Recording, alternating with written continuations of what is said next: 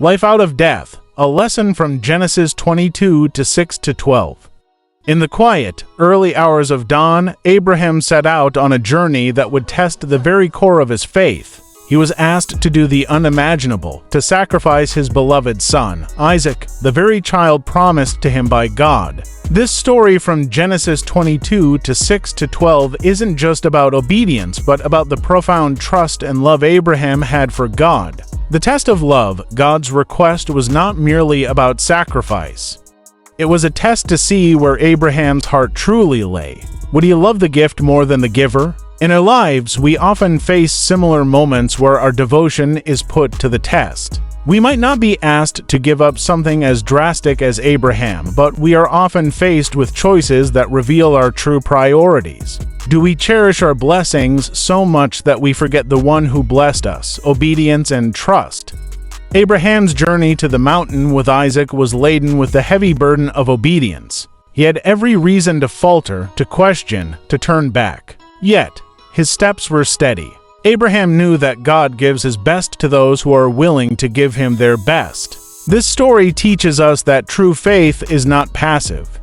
It's an active, sometimes painful, walk of trust and surrender. Divine intervention. As Abraham raised the knife, ready to comply with God's command, the angel of the Lord intervened. It was at this moment that Abraham's unwavering faith was rewarded. God did not desire the death of Isaac, but the demonstration of Abraham's faithfulness. This pivotal moment reminds us that often, when we reach the brink of what we believe we can bear, divine intervention comes not to take away but to affirm our faith. Reflecting on our treasures, consider the person in your life who is your most treasured gift. Maybe it's your child, spouse, family member, or dear friend. The story of Abraham and Isaac challenges us to reflect on our own attachments. How would we react if God asked us to give up our most precious gift? More importantly, do we acknowledge and thank God for these gifts? We are encouraged to hold our blessings with open hands, recognizing that they ultimately belong to God.